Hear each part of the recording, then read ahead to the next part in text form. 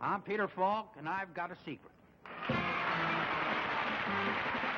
Got a Secret, brought to you tonight by Post Cereal. The cereals that make breakfast a little bit better. Post Cereals.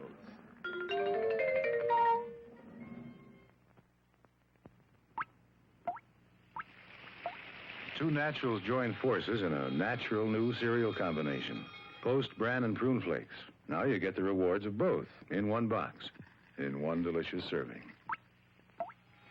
Two naturals join forces to put the benefits of bran and the sweetness of prunes in every spoonful, to give you flavor you're sure to take a liking to. Two naturals join forces in new Post Bran and Prune Flakes. Live from New York, here is I've Got a Secret, starring Steve Allen.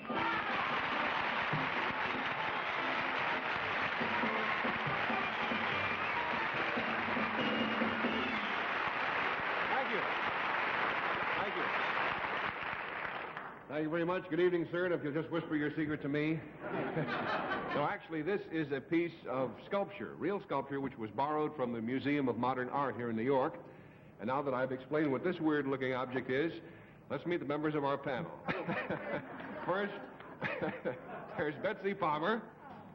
Next, Bill Cullen, who is on loan also from the Museum of Modern Art, as you can see. And then there's lovely Bess Meyerson and lovely Henry Morgan.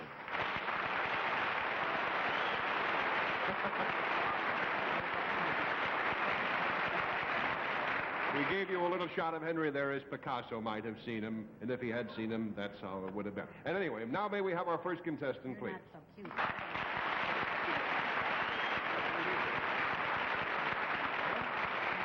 Would you tell us your name, please, and where you're from? My name is François Bachet, and I'm from Paris in France.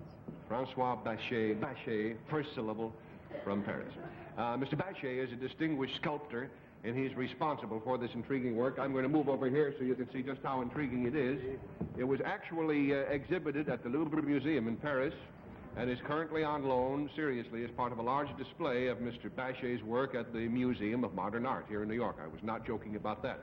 And now that you've had a good chance to look this over, panel and audience, I'll tell you that Mr. Bachet has a secret in connection with it. So if you'll whisper that to me, sir, we'll show the audience what it is.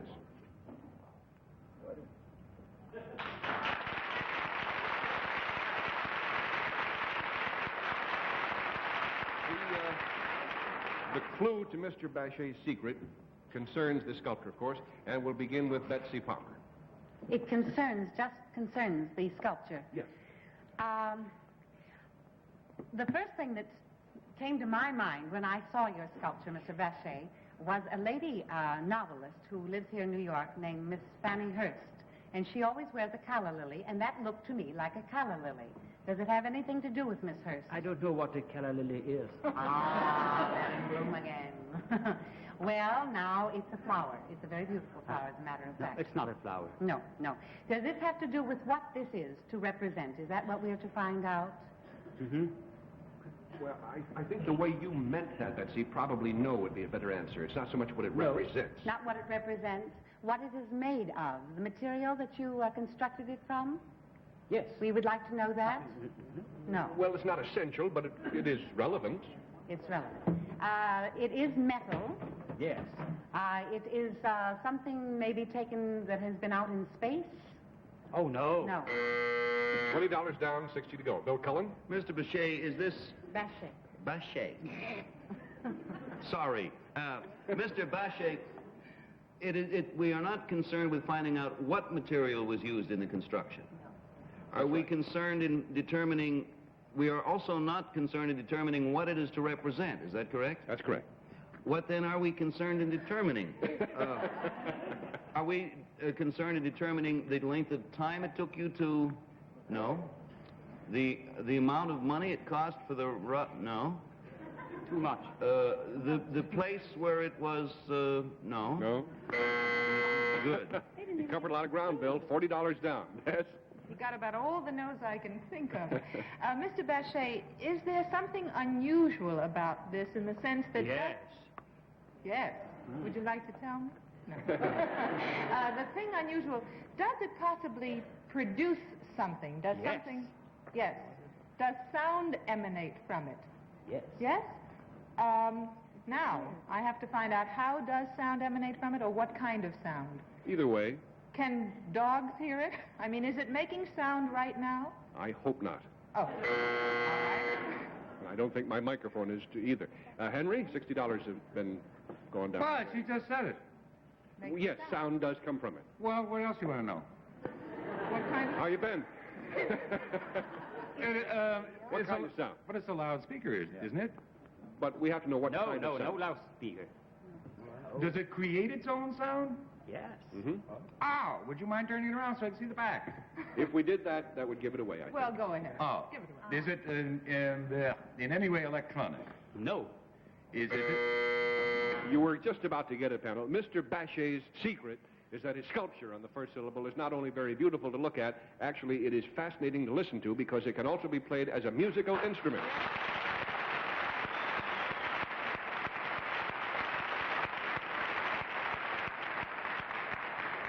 Mr. Bachet is, as you can observe, a gifted sculptor, and he started his career in more conservative, traditional fashion. How did you happen to switch to these unusual structures, sir?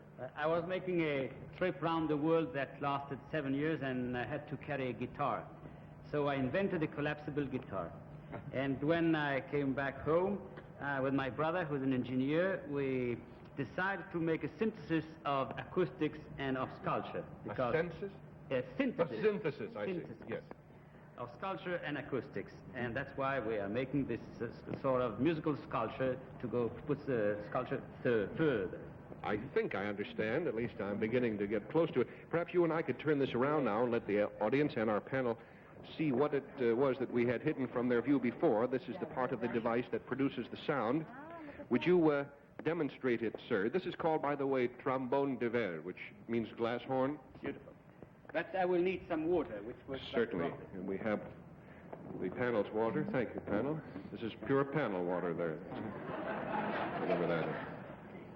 Thanks. Well, It's nothing. Suppose you compare it to a violin. The glass would be the bow. It gives no sound. It's only the slipping of the finger which counts. Mm-hmm. Then this metal rod would be the string, which is tuned, and this would be the amplifier. Wow. No electricity. No electricity, just the vibrations amplified. Remarkable. Well, we have two other pieces of Mr. Bachet's sculpture. May we see them, please? Fantastic. There they are. Oh. Aren't they fascinating?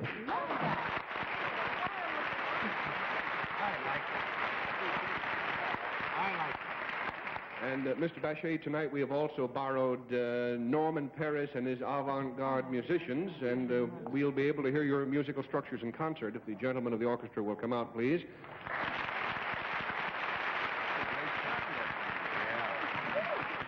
Professor? Tony Rongo, would you please demonstrate your instrument? Is this a percussion instrument, sir? Yes, but it has no name. We're looking for a name. All right. Send in your names, folks. Would you percuss a little bit for us?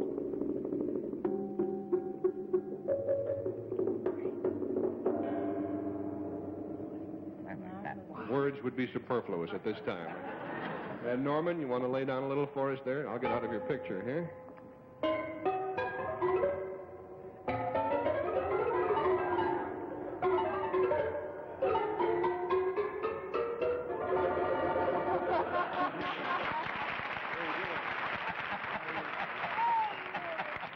I don't know whether you should be a member of the musicians or the sheet metal workers union now. And now, ladies and gentlemen, featuring Specs Powell here with his nimble, wet fingers.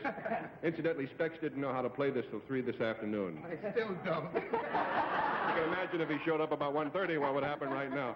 What are you going to play for us? Night and day. I think I'll try. All right, here they are, the Fiddler's Three.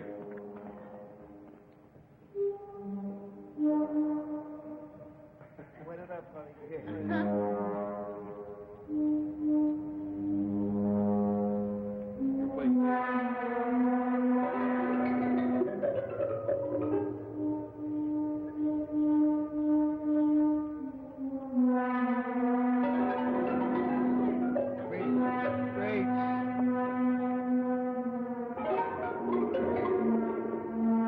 Go, man, go!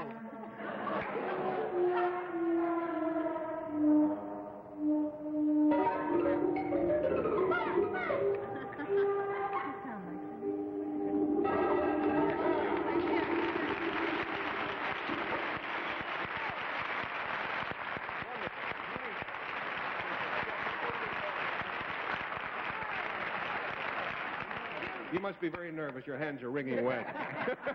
Fellas, that was pretty wild. Mr. Bachet, thank you so much. Your sculptures are beautiful, and you're a very brilliant man. Thank you.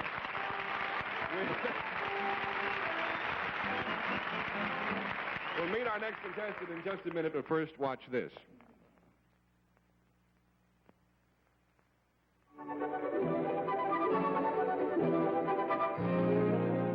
This is Springtime in the South.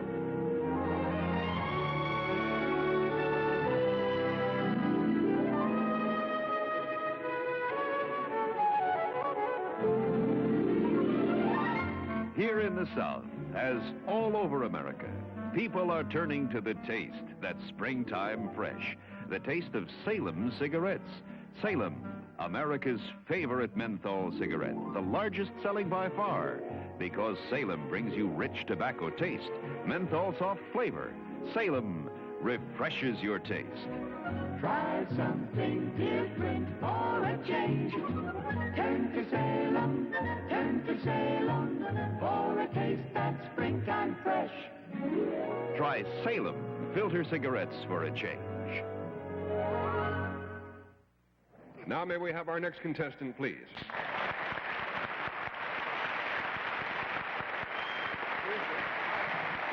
Jump right in there, sir, and would you tell us your name and where you're from? My name is Ted Erickson. I'm from Chicago, Illinois. Now, Mr. Erickson recently accomplished a most unusual feat, and if you'll whisper it to me, Mr. Erickson, we'll show the audience just what it was that you did. Uh-huh.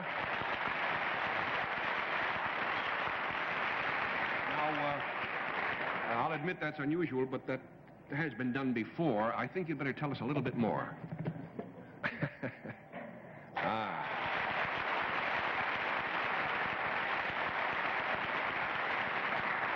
The clue panel concerns, of course, something Mr. Erickson did, and we'll start the questioning this time with Bess Myers. Mr. Erickson, this thing that you did you do it in Chicago? No. Was it indoors rather than outdoors? No. Was it on water? Yes. A physical feat, then? Yes. Were you in a boat? No. Off to a good start there, Bess. $20 down. Henry? Was you on skis? No. Were you under the water? No. You were on the surface. Were you under your own power? Yes. You were swimming. And you swam a long distance. I believe you might say that. Was it bigger than the English Channel? Yes. The distance was bigger than the distance across the English Channel, yes. I'm glad you found out. Would we be interested in the length rather than, do we have to name names, like you swam from here to there? Answer part two. Did you start, say, from, where would you start? You'd start at $40. Did you swim in an ocean instead of a lake? Yes. Yes. You swam in the Pacific Ocean? No. No, the Atlantic Ocean. That's pretty close, yeah. It was Pretty salt. close. It was salt water. How about down there in the canal? No. No? It was salt water. Yes. It was more the Atlantic than the Pacific. Was it a Gulf? No. Did you go from Florida to... $60 down. I'll give you this extra hint. The track was very closely approached and then was gotten off of. Whereas, Phil? What? What did you say? You were on the right track a little while ago, now you're off it again. Thank There's a you big for the hint. hint. That's, You were on the right you said Atlantic Ocean. Is it an arm of the Atlantic Ocean in the broad sense? Like a broad arm?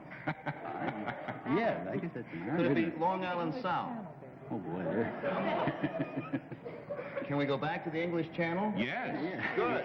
You swam the English Channel lengthwise. 8 feet above the water. Very difficult. Yeah. Did you swim round trip? That's it. That's it.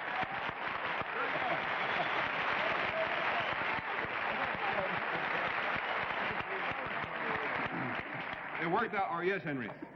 In desperation, I had figured out, I thought, the perfect answer. He's the most original Cuban refugee. That's my Well, next anyway, one. Mr. Erickson is not a refugee, but is a research chemist, and recently he decided, seriously, that he wasn't getting enough exercise in this job, so he took up swimming as a hobby. And believe it or not, that was only 5 years ago. Last month, as you've guessed now, he swam the English Channel. After making the trip from England to France, he amazed the crowd who were standing there saying, "Hello, come here." He jumped right back in the water and swam all the way back again. Couldn't speak Couldn't speak French. He didn't know they were saying "come here." Yes, I said. Thought they were saying, "Get in there, you son of a gun." You can't come ashore. Anyway, he set the world's round-trip channel record of 30 hours and 3 minutes. How about that?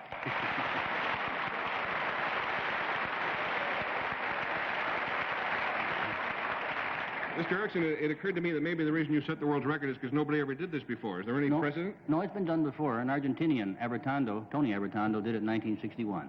And how much time off his time did you shave? I did it in 13 hours and 7 minutes under his time. Gee, that's terrific. Yes. Under By his the way, time. for those of you who have never tried the channel, I'll explain that it's a combination of the tides, the bitter winds, the choppiness, the cold temperatures, the insults, the contumely, the brazen vindictive. Now, I'm just doing that to see if you're paying attention.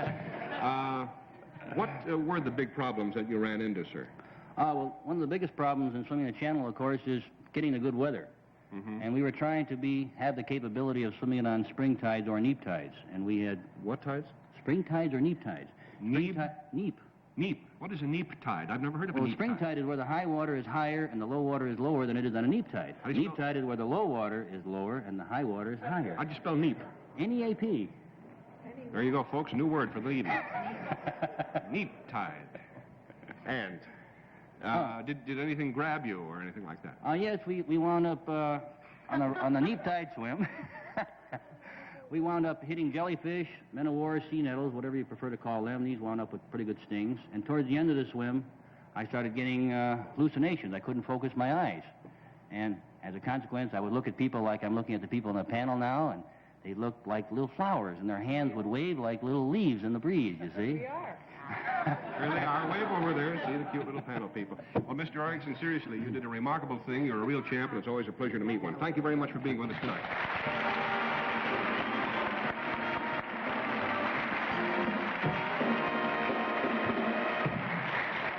Dress up, Henry. Did you know what a neap tide was until tonight?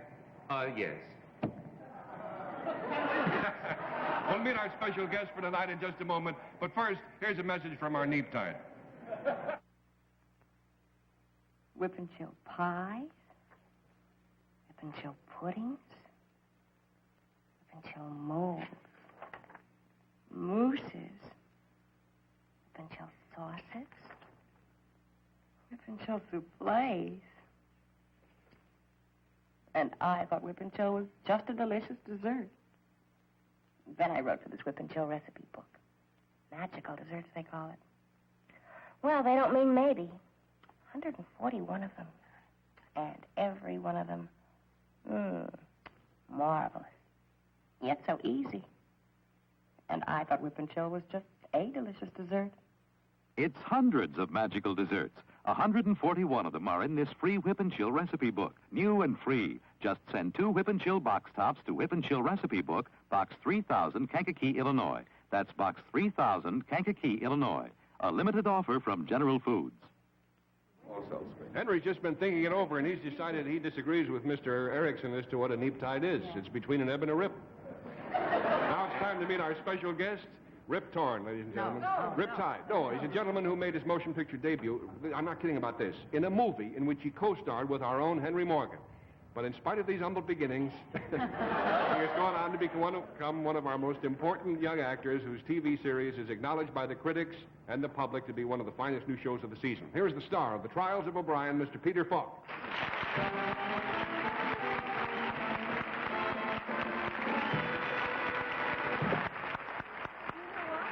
He did something else with somebody on the panel that nobody else knows about. What did he do, Betsy?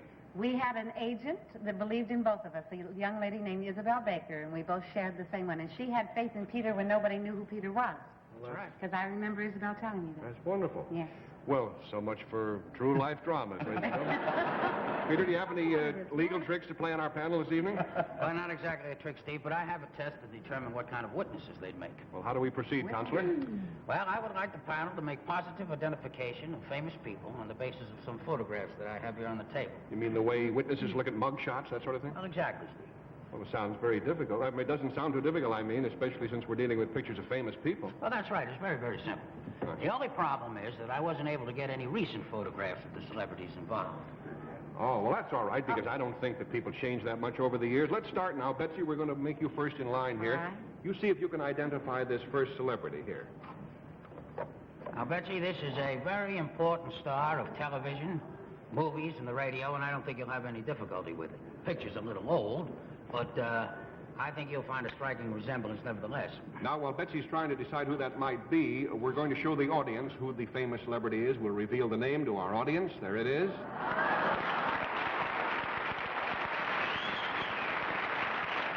You want to make a wild guess, Betsy?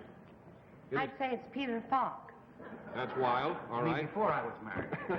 No, here's you were the another. baby? This is the suspect at 18 months. Same person? Yeah. Same person. Oh. It was not Peter. Look at the smile. Oh. The smile is the tip-off. Oh, you know who it is? It's Arthur Godfrey. Right. For heaven's sake, it looks like him. Isn't that something? Oh, but the smile, wow. He is at various stages of his youthful career. Now we have another one. This time it's Bill Cullen's turn. And guess who this adorable baby is? And while you're starting to guess, once again, we're going to reveal to the people at home who this lovely little doll is.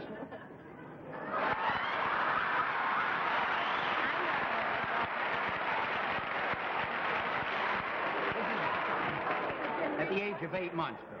No hints or anything like that. No. Well, the only hint I can say is that the person hasn't changed much. Doesn't have anything to change.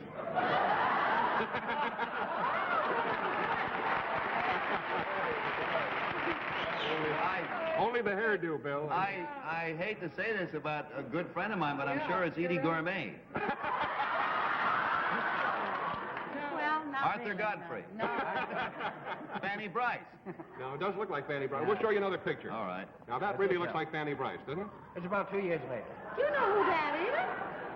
You know who I really think it is? Ruth It is? Burrow, Oh, ladies it and has to gentlemen. Mrs. Milton Burrow. The girls are helping me, and I have no idea, so I'll go, really? Yeah, that first picture. Who is it? Henry Morgan? Yeah!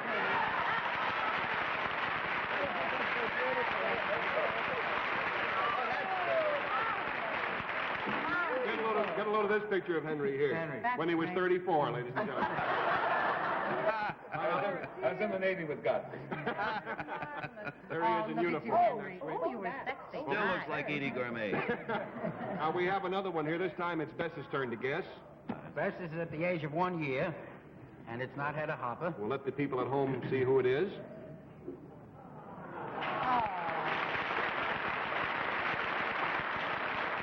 What do you say, Bess? Somebody we know. Any clues? Well, I suggest you look at the eyes. I think the eyes are the The most eyes. striking characteristic. Television, radio, movies, everything? Yeah, it's been, Good. you know. All right, let's flip another card. All right. A little older there. Looks like maybe. Betty Davis. Yeah!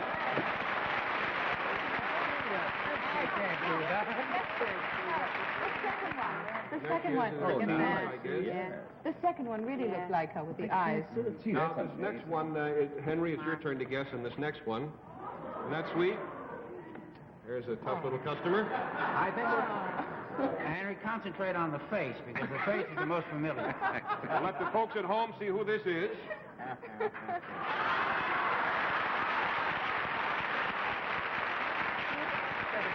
Henry, what do you say? Well, not concentrating on the face. I think it was Betsy, but... It is.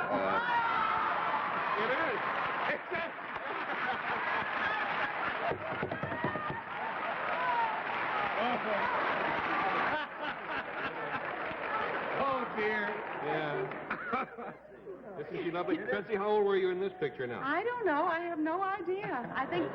How could he... You've never seen me in that... Here's a sweet picture. Oh, bless her heart. This is sweet. Gracious, how terrible. That's pretty cool. This is a lot of fun. Do we have time for another one? All right, here's somebody in a wicker ding-dong. We'll let the people at home see who that little critter is.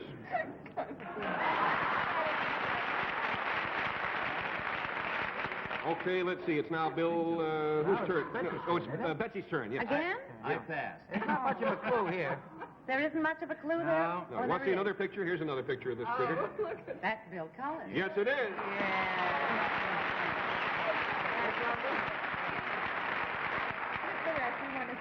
I want you to see my favorite picture of Bill. Isn't he sweet?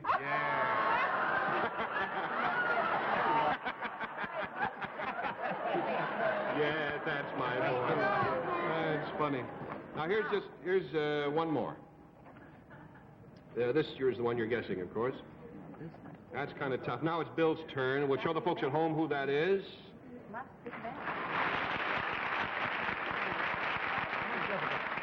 Gotta be Bess. Gotta be. That's right, it is Bess Myers.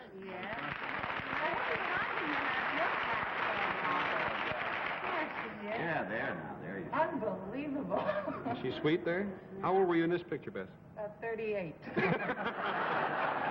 Actually, you look more like your sister in that picture than you look like yourself. There you are. Isn't that nice? Did you bring another one, Peter? I don't know whether there's one. Yes, there is. There's one more. One more. That's Steve. Alan. Sure. That's it. It's the nose. The nose is still the same as the smile. Sure. Actually, it's Alfred E. Newman of Mad Magazine. Hey, Peter, you gave us a million laughs tonight. That was lots of fun. Remind the folks now, the few who haven't seen it and aren't already your big fans, what time your show is on. We're on Saturday nights at 8:30. You know, there's a lot of, I shouldn't say this now on the full network, but there are some television programs on that I don't know if we really need them. But this is really one of the fine and exciting shows. We'll all be watching. We'll be back in just a moment. We pause now for this important message.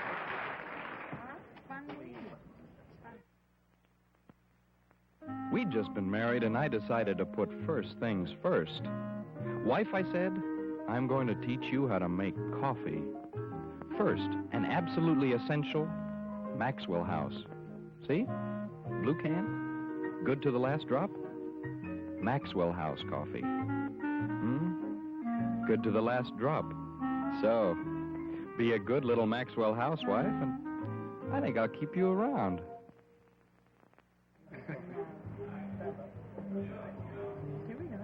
Incidentally, arthritis is mankind's oldest crippler, so you should help medical science in its search for a cure by giving all you can to your nearest chapter of the Arthritis Foundation. That's about it for tonight, gang. Our guest next week is Buddy Hackett. See you all then.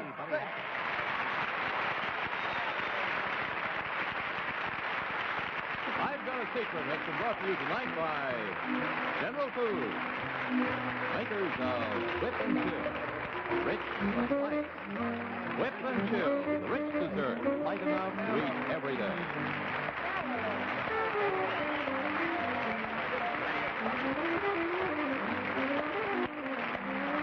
Miss Meyerson's gown by Cameo.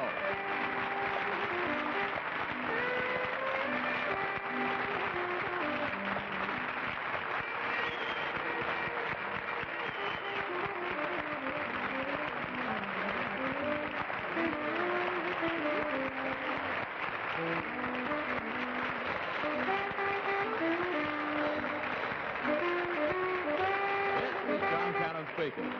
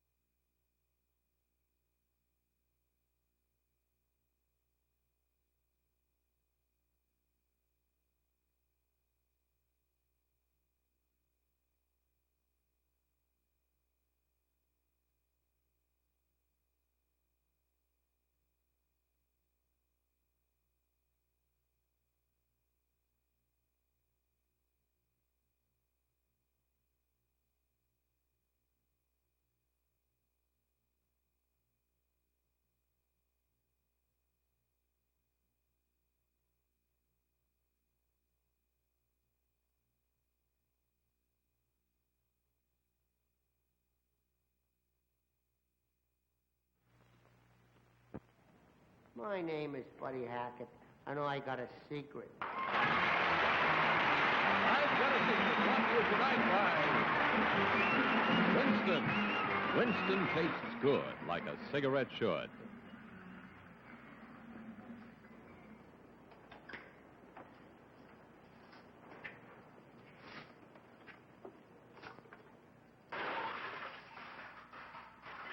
I'm through fiddling around. I changed to Winston. Change for good. A good taste every time.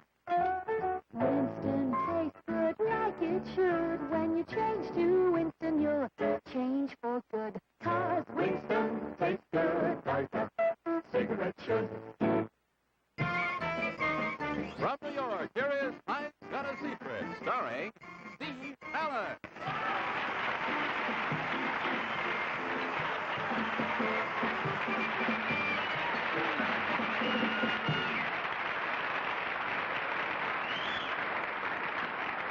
Good evening, and welcome to I've Got a Secret. This attractive young lady is Denise Austin of Colon, Michigan. And Denise, I'd like you to meet the panel of I've Got a Secret, honey. Isn't she pretty? First, there's little Betsy Palmer over there. And there's... That wasn't Betsy, that was Denise. Mom will be out in a moment, honey. And there's Bill Cullen. Oh, we'll get Mom out in just a minute, honey. And there's Bess Meyerson. Oh. Yeah, Bess isn't crying, but Henry Morgan is, and there he is.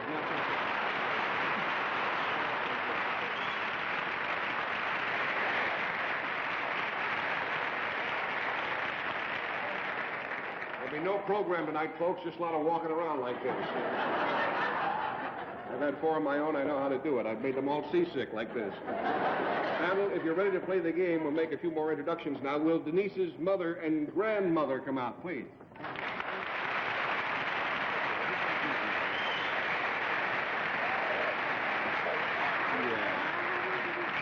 Yeah, I think she wants Mama right now. There you go. Thank you. Is she sweet? Now, I'll climb up in your lap if you don't mind. No, this is Denise's mother, as we've told you. And would you tell us your name, please? Mrs. Lynn Austin of Colon, Michigan. And this, of course, is Denise's grandmother. Would you tell us your name and where you're from? Mrs. Jack Fitch from Brunson, Michigan. All right. Now, all 3 of these ladies have secrets, so we'll start with the youngest. Denise, will you pretend to whisper to me your secret, please?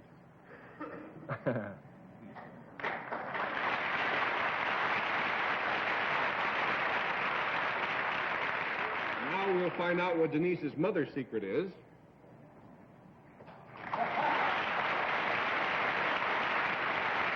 Remarkable. And finally, we'll show the audience Denise's grandmother's secret.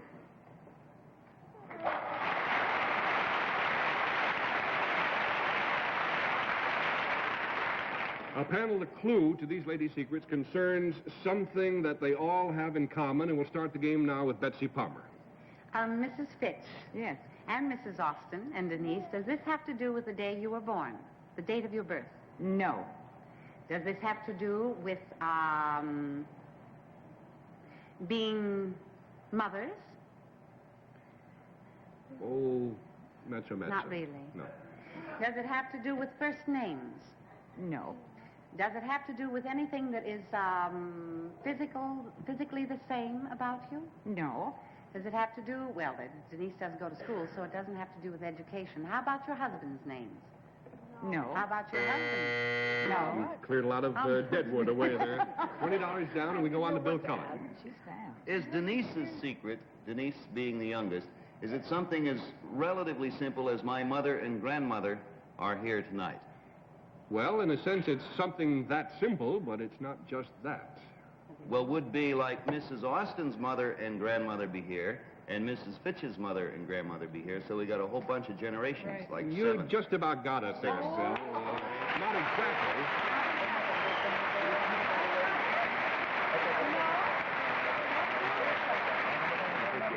You've almost got it, substantially, but a little bit more. You want to keep kicking it around for a minute? All right, we have 3 generations along there with you. Mm-hmm. Are there more generations present tonight? Yes. Well, present or accounted Present for or somehow. accounted for. All right, Des, $40 down. Do we have to discover how great the grandmother is that's waiting off stage? She's a great... Is that it? That's kind of it. I guess if you put those things together, Right. we have the idea. I guess the best way to tell you about the secret that Denise and her mother and her grandmother share Henry's Morgan and... Hey, let me take a flying thing so I make a real idiot out of myself. This is what I imagine from listening to my colleagues here. The baby's secret is that my grandmother is here. The baby's mother's secret is, so is mine, and the grandmother's secret is, so is mine. Wrong. Thank you. Now that you've come down to ground again, Henry. But you, too, were just about at the point of making it. Anyway, I'd like you to meet Denise Austin's great-grandmother, Mrs. Stephen Early. Here she comes.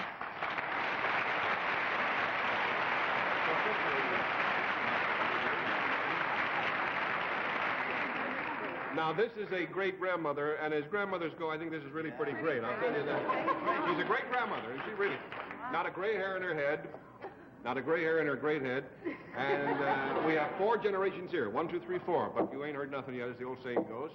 Let's now meet the 5th. We will meet Mrs. Austin's part of the secret, her great-grandmother, Mrs. Myrtle Ireland.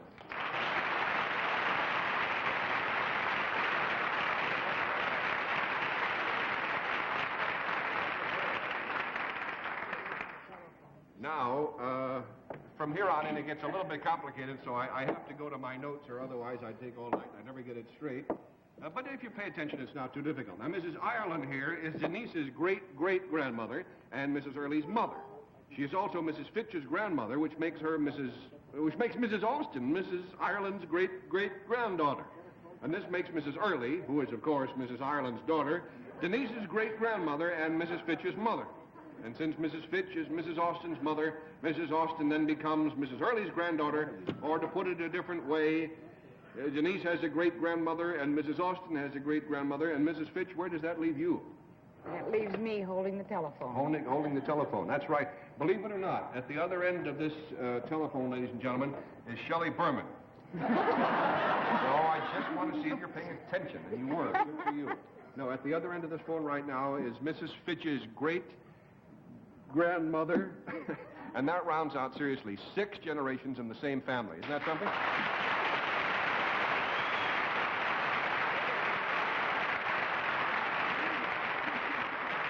Now, at this moment, we have a picture of the lady I'm about to talk to, and I'll explain why she's not with us.